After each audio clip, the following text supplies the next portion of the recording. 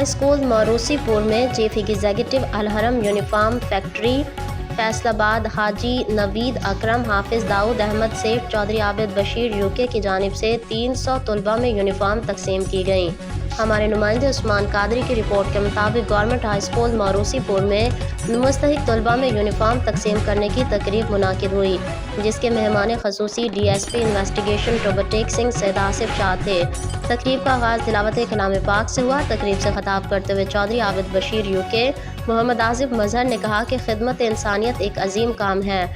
انہوں نے کہا کہ مستحق طلباء میں یونیفارم کی تقسیم قابل تعریف اقدام ہے۔